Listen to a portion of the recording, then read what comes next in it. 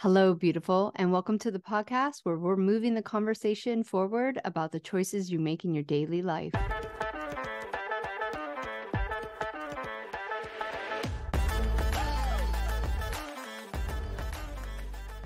I'm your host, Monica Cox, and I'm here right alongside of you, learning, growing, observing, and trying to make better choices consciously and subconsciously. Together, we're going to become better versions of ourselves and have raw, honest, open conversations about the things that truly affect our lives. And maybe, just maybe, finally get to a place where everyone else's BS doesn't trigger us.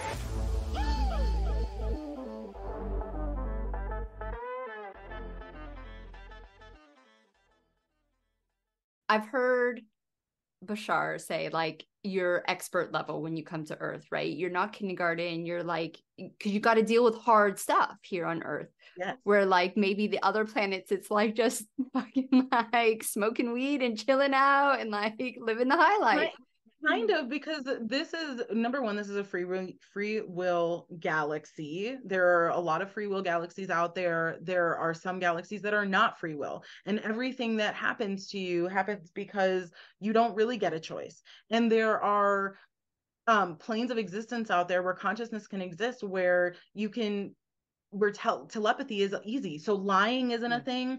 Hate really isn't a thing, because you understand why people are making the choices that they're making without having to sit and guess how things are, which is why, yes, when you decide to come in to planet Earth as a consciousness, you have lived multiple lives before. The number of people who have who will say that there are quote unquote brand new souls. Number one, I don't believe that at all. But that this is going to be the first place that a soul comes is nonsense to me. Like, number one, the universe is vast and old, billions and billions of years old.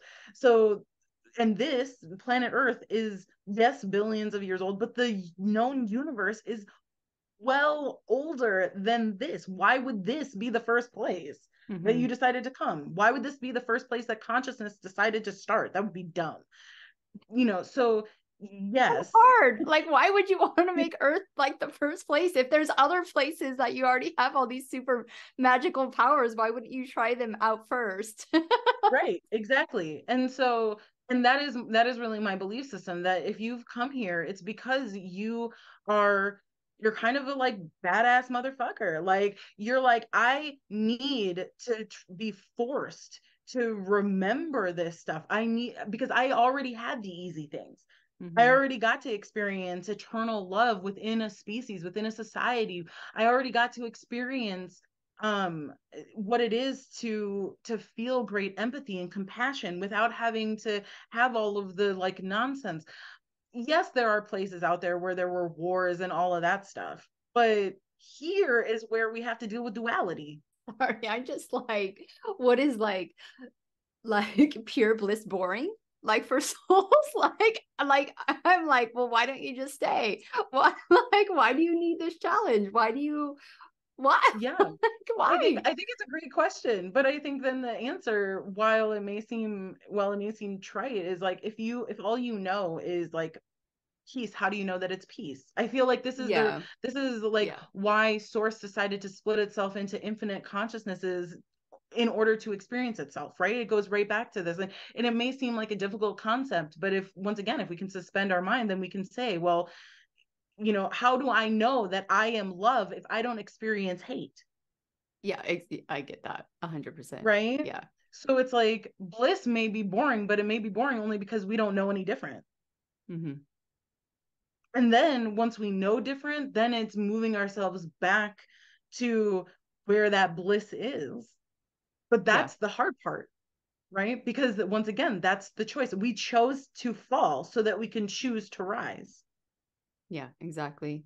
Oh, so, okay. So coming back to the discipline, the willpower, the accountability, the consistency in your life right now, as the human being you're being, what, in your opinion, is the biggest thing that you see where people just have it or really struggle with it?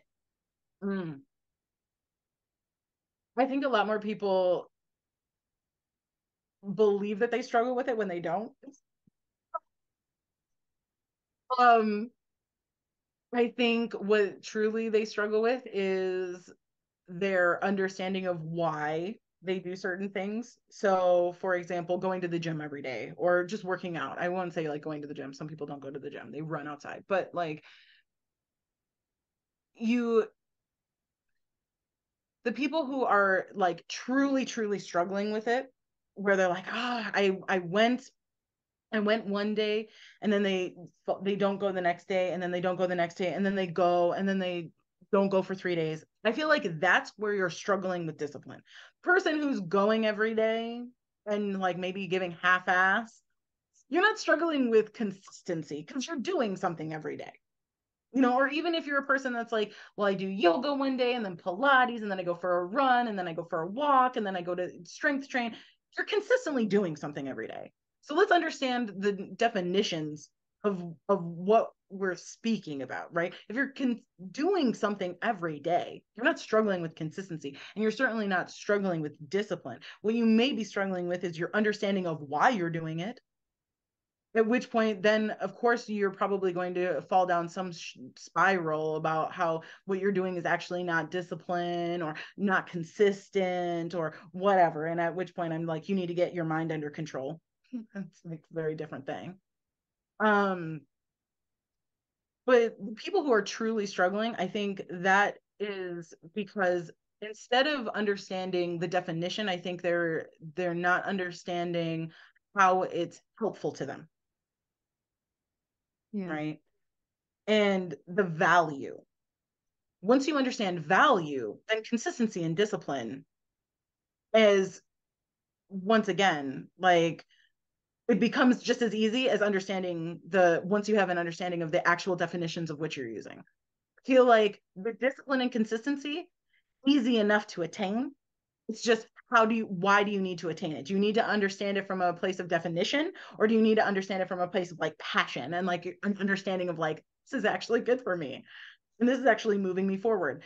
So those that have it, I think they've done that internal work on one frame or not. And the people who, sorry, hopefully I said that right. The people who don't struggle with it understand those definitions, or they understand their reason for doing it and why it's important. Those that are struggling with it, they don't. And once they can get, those that struggle, once they can understand either of those two things, they're going to find that it's super easy for them to be consistent and have discipline. Mm-hmm. Right? And I'll give you an example from my own life. Working out became really easy for me when I was like, there is something that I need to attain on a physical level. And I know that the only way to get there is to work out in some way every day. So it wasn't like I sat and was like, I will myself to have discipline and consistency. I didn't like sit there in meditation trying to like get myself to that place. What I did was I honed in on why it was important for me. Yeah. Right. And does that include the self-love and self-worth though as well? Because like I can see that you can have a conscious, like everyone knows movement is good. Whatever it looks like, you should move every single day for your body. I mean, that's what your ancestors did, right? Like I always just go, what did your ancestors do? Like you should be doing that. But We all so need to become nomads again. right. So you know that, but if you're not staying consistent or you're not showing up for yourself. So probably gonna get a lot of hate for this. um, I think that like self-worth and self-love, while super important and can be a very like great motivator and a really great outcome of consistency and discipline, I don't think is necessarily a function of it. Like Okay. I think you can have a lot of self-hate and still go to the gym every day. True. But what motivates you to go to the gym? Aren't you seeking like validation? Like if you hate yourself so much that you're forcing yourself to go to the gym to have this perfect body, to for whatever reason, like that comes from a place of self-hate, obviously. But so isn't that And you just the still opposite? attain. But you still attain it, but that surely that's not from a good place. This is how like eating disorders come in and body dysmorphia and all that. So doesn't it still fall back on that self-love, not having self-love and self-worth? If the question is, can one have discipline and consistency with self-love or without it? I think the answer to that is both. You can have discipline and consistency with or without self-love. Do you end up having a much healthier internal structure and external structure if you have discipline and consistency with self-love? Yes, absolutely. 100%. I think you, with self-love and self-worth, you have where you listen to your emotions and your body better than if you don't have it. Yeah. But I think a lot of people will get discipline and consistency before they ever have self-love, and realizing that they've now created an internal state, like you said, with eating disorders and body dysmorphia and all of that stuff, and any other thing that goes along with it, if you were not talking about specifically like exercising or body image, right? I think people pleasing, overdoing, all that stuff. Yeah. Right. Once you've reached that place where you're like, oh shit, my whole life is kind of screwed, but I've got a great body, or I've got a whole group of friends that just use me. Like I have all of my friends, but they all use me, right? What ends up happening is that you have to like do a life swerve and be like, well, how am I now going to use that discipline and consistency? I used my discipline and consistency to get me here, but if I want to elevate myself and get to a much healthier internal state, I need to be able to use what I've been able to cultivate, this discipline and consistency, and use it in a very different way now, and use it to get to a place where I love myself, and that the reason behind why I'm doing this isn't for someone else, it's for me. Yeah. And what that looks like. But once again, I think that goes back to definitions, right? The both the definition and the passion, like the reason for why you're doing it. Is the reason for why you're doing something healthy or unhealthy? And this is where I think people will overcomplicate a very simple issue, right? People are like, oh, discipline, it's so hard. Consistency, oh, it's so hard. No, it's actually not. You can sit and make it a really tough, complex issue and not go to the gym every day and end up hating yourself just as much as if you went every day, but for the wrong reason. And then that's not me trying to minimize somebody's struggle. I'm actually trying to make your struggle quite simple, actually. Not minimizing it as in it's not important, but to make it so that it's not so fucking complicated for you. Right? Yeah.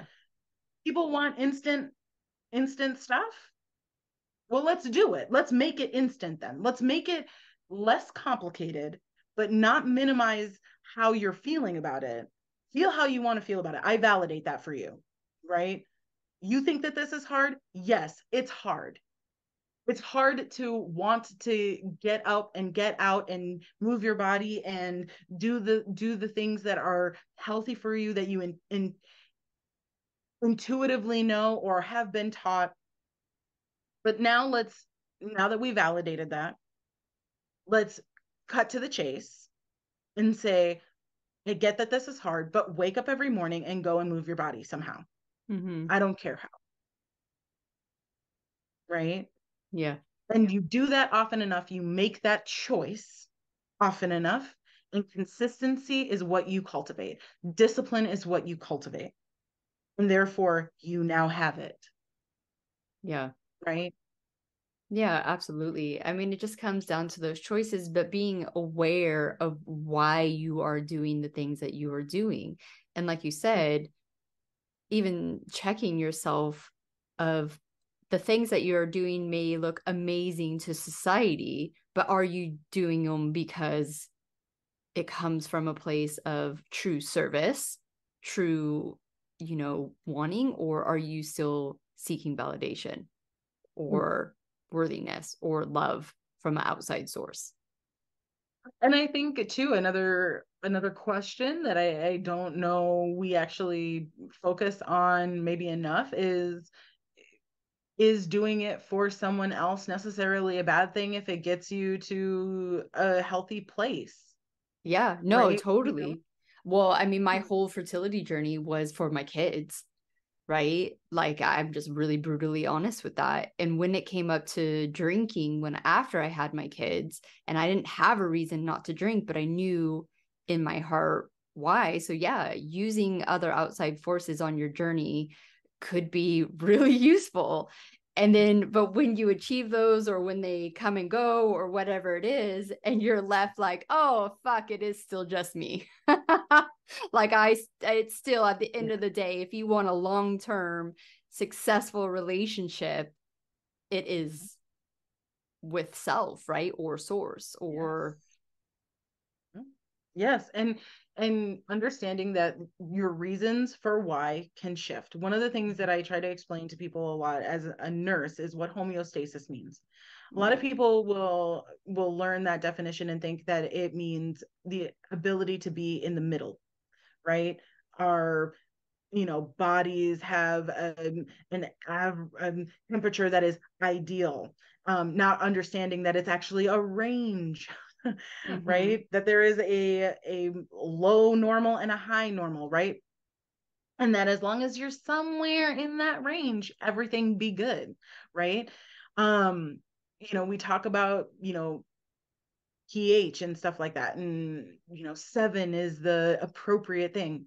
What I have to try to get people to understand is that homeostasis isn't the ability to be in the middle. In the middle would mean like zero. It would mean that you're not experiencing anything in life at any place other than just at this like flat affect, monotone thing. That's not homeostasis. Homeostasis is the ability to fluctuate back to an equilibrium. Okay. But understand that as a biological being, you are going to shift and you have to, right? Yeah. Living in Minnesota, it's cold 9 months out of the year. And when I say cold, I mean it's fucking cold, guys. Like it gets really cold. And if I don't have an internal ability to move myself to where I'm warmer, right? Or an internal thought process that tells you, Abigail, put on a jacket, put on a sweater, put on 2 pairs of socks.